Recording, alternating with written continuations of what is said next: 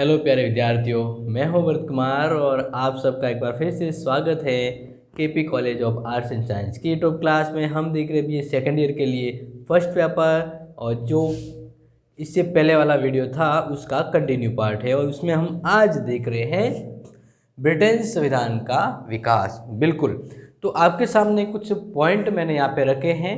ये पॉइंट आप जैसे ही टाइम मिले स्क्रीनशॉट ले ले, और ये वो पॉइंट है जो ब्रिटेन के संविधान को यहाँ पे व्यक्त करते। मतलब ये तो आपको पता होगा, ब्रिटेन का संविधान कोई लिखित संविधान, एक समय पर बना संविधान तो है नहीं। ये संविधान, ब्रिटेन का संविधान जो वर्तमान स्वरूप हम देख रहे हैं, वो 1400 सालों से विकास का एक परिणाम है। मतलब समय दर समय इसमें विकास होता गया और ये संविधान परिपक्व हुआ है, तो इसको किसी एक समय पर लिखा नहीं गया है।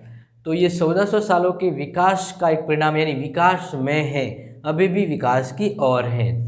तो इस तरह से जब हम ब्रिटेन के संविधान के विकास की बात करते हैं तो इसको हम कुल छः समय में बांटेंगे, और 6 समय यानी 6 पार्ट है, 6 टाइम शेड्यूल या चक्र हैं, जिसके अकॉर्डिंग हम ब्रिटेन के संविधान को समझने का प्रयास करेंगे। तो बने रहिए मेरे साथ और अभी देखते हैं आगे। तो पहला है कि एंग्लो सैक्सन काल। कौन सा काल? एंग्लो सैक्सन काल। उस समय सीमित राजतंत्र की स्थापना हुई, और ये समय था 5वीं सदी से लेकर 1066 तक। ठीक है, इसको हम कहते हैं एंग्लो सैक्सन काल, जिस समय राजतंत्र सीमित था। और इस बारे में आगे हम समझते हैं कि संवैधानिक विकास का जो हम प्रारंभ की बात करें तो एंग्लो सैक्सन काल से ही समझ सकते हैं। और इस काल में स्थापित की गई संस्थाओं में 2 प्रमुख संस्थाएं थी। एक तो थी नियंत्रित राज्य पद, और एक था स्थानीय स्वशासन की व्यवस्था। बिल्कुल आपको ध्यान से समझना है। तो एंग्लो सैक्सन राजा की शक्तियां असीमित नहीं होती थी, और उस पर विजनेटमोंट नामक एक संस्था का नियंत्रण था। आप तो ध्यान रखेंगे, इस समय एक संस्था थी जो राजा पर नियंत्रण रखती थी, उसका नाम है विजने। यहाँ पे थोड़ा नाम में मिस्टेक है, ध्यान रखना। विटनेजमोंट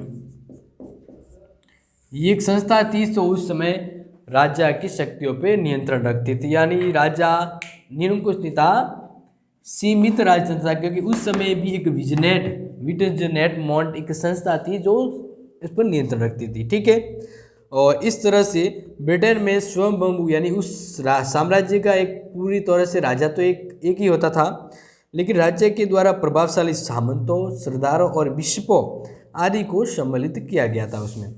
तो ये दो दौर था। उस समय राजा सीमित राजतंत्र के संचालक के तौर पे काम करता था। अब आता है दूसरा काल, और वह है नॉर्मन एग्जीवन काल। इस समय राज्य की निरंकुशता और सबल केंद्रीय सरकार का उदय हुआ था, और ये समय था 1066 से 1153 का। इस समय राज्य की निरंकुशता प्रबल हुई थी और सबल केंद्रीय सरकार का उदय हुआ था। समझते हैं, इसमें कुछ 2 संस्थाएं थी, उसको हम जानते हैं। तो एंग्लो सैक्सन काल की शासन व्यवस्था स्थानीय आधार पर संगठित किंतु राष्ट्रीय आधार पर निर्बल थी। कठोर और केंद्रीय शासन व्यवस्था स्थापित करने का काल या जो समय है वो नॉर्मन राजा विलियम्स के द्वारा ही किया गया था। विलियम्स ने निरंकुशता के मार्ग में, यानी राजा के राजशाही और निरंकुशता में बाधक एक संस्था थी जो मैंने बताया था विजनमेंट, इस संस्था को विलियम ने समाप्त कर दिया, और इस तरह से एक निरंकुश राजतंत्र की शक्ति को उसने अपने आप में समाये रखा। लेकिन शासन व्यवस्था को संचालन करने के लिए इसने खुद 2 संस्थाओं को बनाया वापस। एक थी मैग्नम काउंसिल, जिसको महान परिषद कहते हैं, ठीक है, और दूसरी परिषद थी क्यूरिया रेजिस, या जिसको हम कहते हैं राज्य परिषद। तो इन 2 संस्थाओं का उदय हुआ। ध्यान से सुनना, महान परिषद और राज्य परिषद, ये विलियम्स के समय काम करने वाली संस्था थी। तो अब हम ध्यान रखें कि मैग्नम कौंसिल है वो विटनेजमॉन्ट की स्थापना का ही एक प्रूफ था। तो इसमें क्यूरिया जो रेजिस थी वो छोटी तो थी, लेकिन इसमें पावर काफ़ी ज़्यादा था। तो इस तरह से निरंकुश शासन व्यवस्था हुई, लेकिन एक प्रबल केंद्र सरकार अस्तित्व में देखने को मिली। तो इसके बाद फिर बात करते हैं, तीसरा दौर आया ब्रिटेन की संविधान बनने के इस विकास में दौर में। तो ध्यान रखना है, प्लेस गेडन ये है 1153 से 1399, और इसके बाद लंकास्ट्रियन युग था 1399 से 1445, और इस काल को वैधानिक संस्थाओं के उदय का काल भी कहा जाता है। वैधानिक यानी कानून रूप में वेद संस्थाओं का, ठीक है। तो ये काल आप ध्यान रखें। इसके अंतर्गत आपको ध्यान रखना है कि मैग्ना कार्टा यानी वृहत अधिकार पत्र की घोषणा हुई थी। इसी काल में 1215 में सामंतों ने सम्राट जॉन को एक अधिकार पत्र पर हस्ताक्षर करने के लिए विवश कर दिया था। बिल्कुल, यह अधिकार पत्र ही मैग्ना कार्टा कहलाता है। यानी राजा को कुछ सामंतों ने एक अधिकार पत्र पर हस्ताक्षर करने को विवश कर दिया, और वह अधिकार पत्र सम्राट के द्वारा जारी होने पर उस व्यक्ति को अधिकार मिल जाएगा। इस तरह से राजा को कुछ शक्तियां हैं वो कम प्राप्त होगी। तो ये होता है मैग्ना कार्टा, जो ब्रिटेन के संविधान में काफ़ी महत्वपूर्ण है। इसी दौर में मैग्ना कार्टा, अब मैं आपको नाम लिखवा देता हूँ ताकि ये भी आप नोट करेंगे, ठीक है। तो ये ध्यान रखना, मैग्ना कार्टा, ओके। और मैग्ना कार्टा जिसको हम कहते हैं अधिकार घोषणा पत्र, अधिकार पत्र, तो ये आप ध्यान रखेंगे इसका, क्योंकि एग्जाम में ये पूछा गया है और आपके वापस पूछा भी जा सकता है। तो एग्जाम में क्वेश्चन रिपीट हो भी सकता है, तो ये आप ध्यान रखेंगे।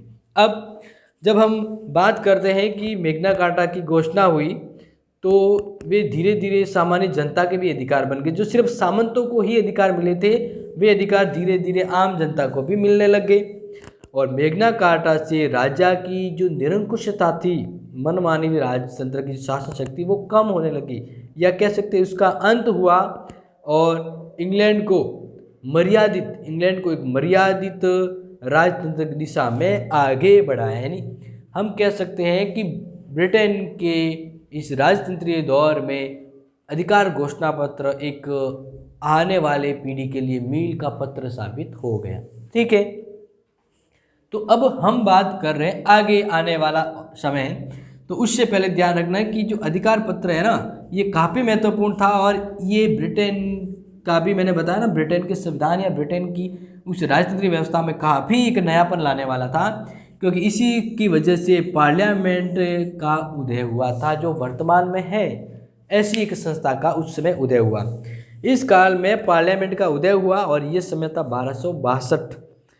साइमन डी मॉटफोर्ड ने पार्लियामेंट की एक बैठक बुलाई, और लेकिन ये जो बैठक बुलाई, तो पार्लियामेंट का उदय फिर हम मानते हैं 1265। तो आपको ध्यान रखना है, पार्लियामेंट का अगर समय आप ध्यान रखना चाहें तो 1265 कैलकुलेट करके आप याद रखिए।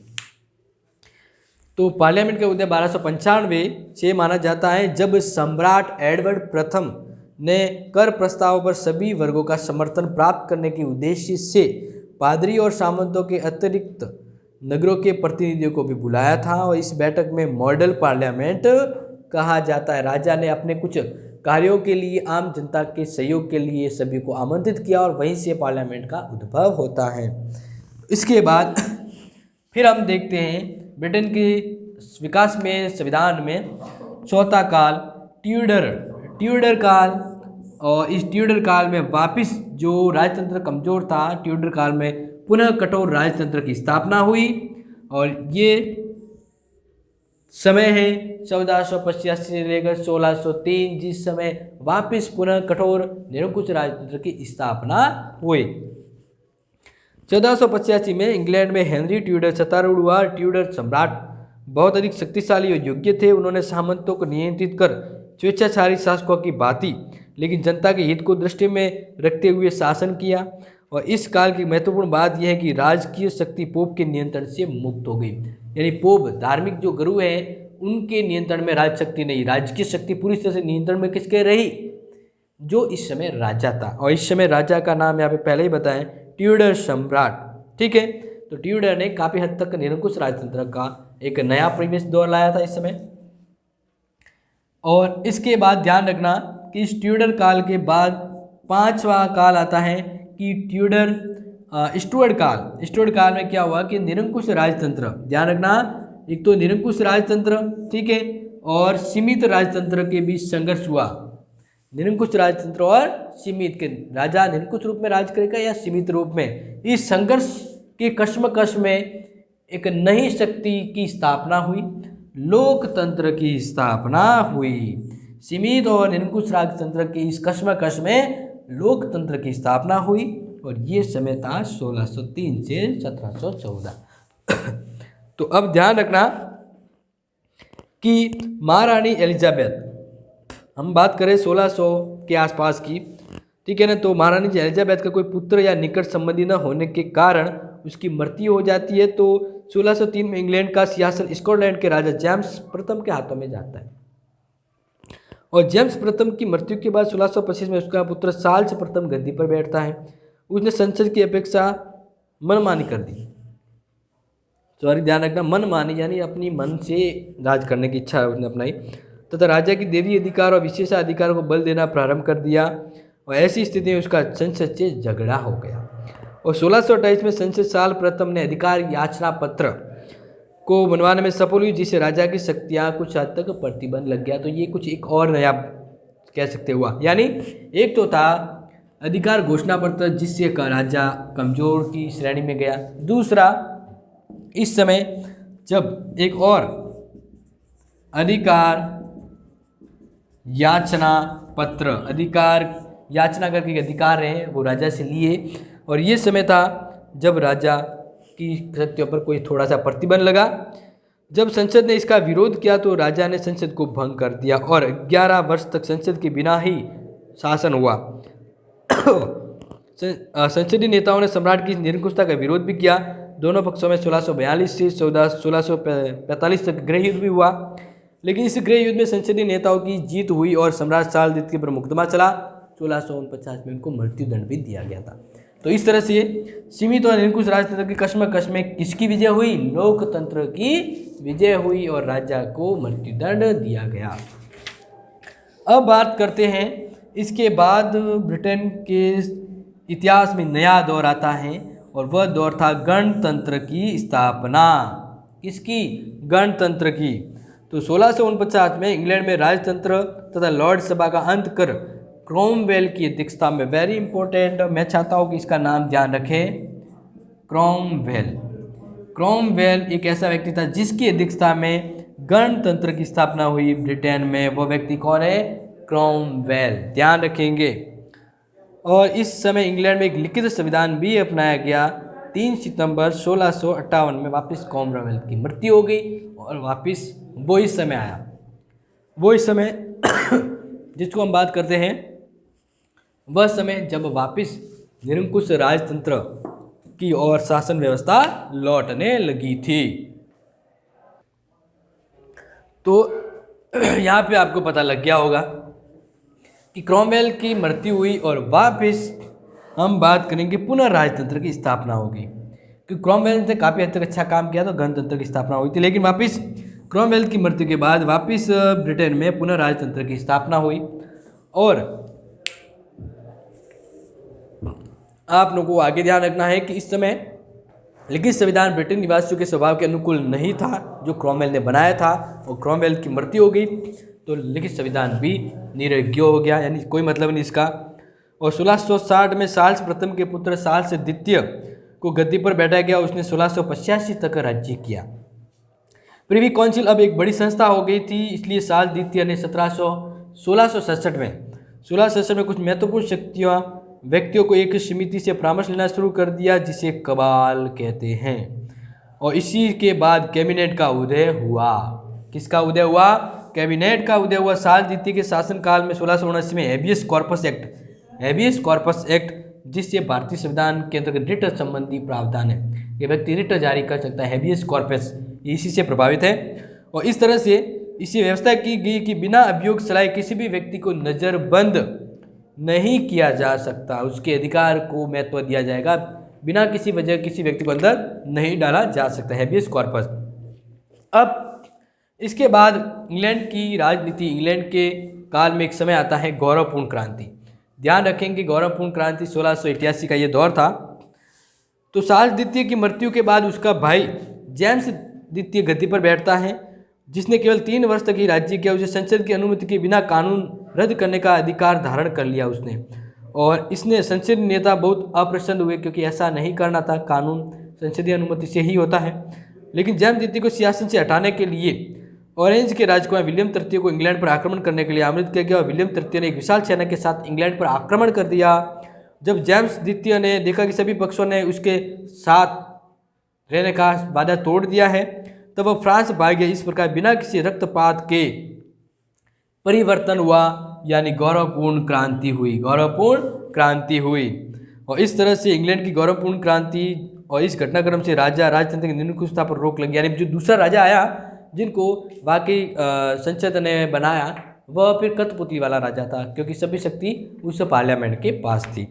तो इस तरह से ऐसे राजा के दौर में एक अधिकार पत्र निकाला गया, अधिकार घोषणा पत्र, और ये सबसे इम्पोर्टेंट चीज़ है ब्रिटेन के संविधान में अधिकार प्रश्न, यानी इसके द्वारा ब्रिटिश पार्लियामेंट ने राजा से अधिकार प्राप्त कर लिया कि अब राजा को राज करना है, शासन कार्य गतिविधियाँ देश को चलने का काम कौन करेगी, ब्रिटिश पार्लियामेंट करेगी।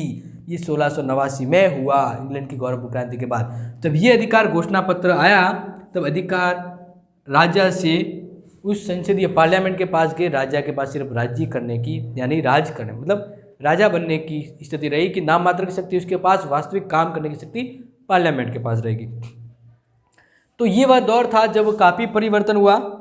इसके बाद हम आते हैं ब्रिटेन के अंतिम दौर में, जिसको हमने कहा है हैनोवर काल। ध्यान रखेंगे, आपने स्क्रीनशॉट तो लिया होगा, मैंने आपको पहले ही बता दिया था कि जैसे आपको टाइम मिला आप स्क्रीनशॉट ले लेना है।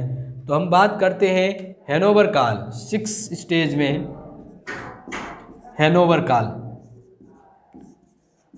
हैनोवर काल ये अपने लास्ट अभी 2 मिनट का है, इसके बाद हम इसको एंड तक पूरा करते हैं। तो ध्यान रखिए, हैनोवर काल संसदीय जनतंत्र का विकास, संसदीय जनतंत्र का विकास। और ये दौर तो ये समय तो आपको पता होगा 1688-89 में तो क्रांति हुई थी, तो उसके बाद धीरे धीरे समय बदला, और ये जो विकास था ये था 1714 के आसपास, जहां ब्रिटेन में हैनोवर काल के दौरान संसदीय जनतंत्र का विकास हुआ, राजा की शक्तियाँ कम होती गई। और इसमें ध्यान रखेंगे कि राजतंत्र पर संसद की सर्वोच्चता बन गई, अब संसद है वो राजा के ऊपर रहेगी। और इस तरह से हैनोवर का राजा प्रथम ब्रिटेन का सम्राट बना, यहीं से संसदीय जनतंत्र का विकास होता है। और इसी दौर में कुछ चरणबद्ध समय आता है, तो उसको कुछ पॉइंट को हम यहाँ पे नोट करते हैं। तो इस हैनोवर काल में ही राजा की जो वास्तविक शक्तियाँ होती है, राजा की जो वास्तविक शक्तियाँ होती है, वास्तविक शक्तियों का पतन हुआ, वास्तविक शक्तियों का पतन हो गया। ठीक है, ये ध्यान रखना, वास्तविक शक्तियों का पतन, और पतन के साथ ही दूसरा क्या हुआ, मंत्रिमंडल को शक्ति ज़्यादा मिलने लगी, तो मंत्रिमंडल प्रणाली का विकास। ध्यान रखना, मंत्रिमंडलीय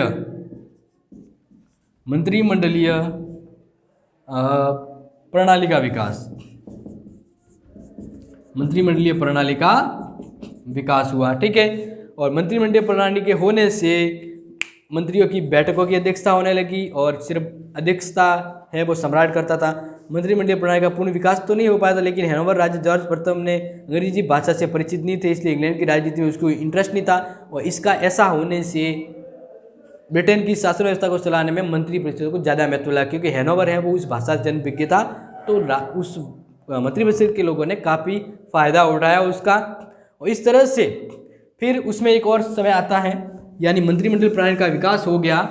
मंत्रिमंडलीय प्रणाली का विकास होने के उपरांत लोक सदन की लोकतंत्रीकरण, यानी अब लोगों को ज़्यादा लोकतंत्री व्यवस्था, यानी उस आम जनता को भी उसमें भागीदारी मिलने लग गई, तो लोक सदन का लोकतंत्रीकरण।